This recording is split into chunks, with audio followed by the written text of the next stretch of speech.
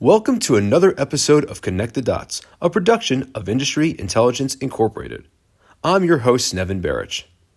The last time I hosted an episode of this podcast, I told our listeners that the one food and beverage trend you could be sure of for 2022 was this: food prices will be on the rise. Sadly for my wallet, and really all of our wallets, I was right. Food prices have been soaring this year. And there have been several reasons, including the ones I listed back in January. Beverage makers are facing a jump in expenses for packaging like aluminum. Meat prices are on the rise as the cost for grain to feed animals like turkey and hogs climbs. And a surge in freight, transportation, and manufacturing costs, as well as pandemic-related expenses, are also weighing on producers. But there have been other reasons as well. For example, food production companies are being required to invest in technology and new processes to keep their workers safe, including more automation and equipment that can be operated remotely. Such costs are being passed on to consumers. Extreme weather has also been a factor. Texas, for instance, was recently crippled by storms that destroyed crops and livestock and badly disrupted food production in the state. Texas A&M's AgriLife Extension Service estimates that the state's farmers and ranchers lost $600 million and predicts the ultimate result will be food shortages and higher prices around the country. And then there's eating at home, which is something more and more Americans are doing. In fact, a recent article in the journal Agribusiness reported that half the participants in a food consumption survey said they've been buying more food than usual during the pandemic, with 33% admitting to stockpiling it.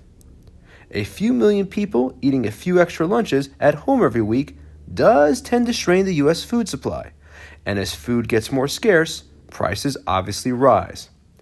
And then there's the factor that no one saw months ago but may be having the biggest impact of all on food prices: Russia's invasion of Ukraine.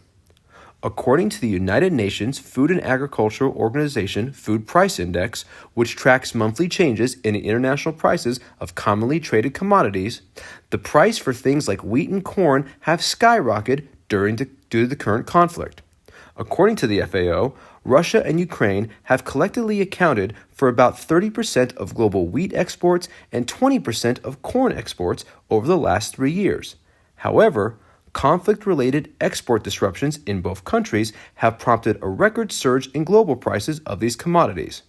That's led to an increase in retail prices of everyday staples such as bread, tortillas, and other baked goods around the world, in some cases by more than 20%.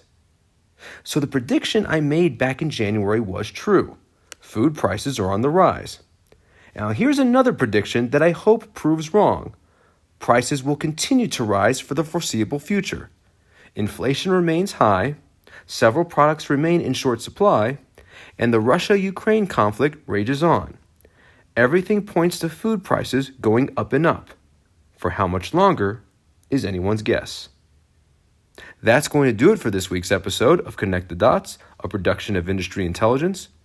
You know, at Industry Intel, we pride ourselves on helping you to better understand your industry's challenges.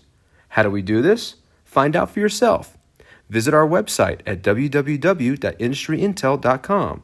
Check out all episodes of our podcast. Check out our blogs. And shoot us an email and ask us about Microsoft Teams integration. We help our clients make their business better. Let us help you do the same. Until next time, I'm Nevin Barich. Take care.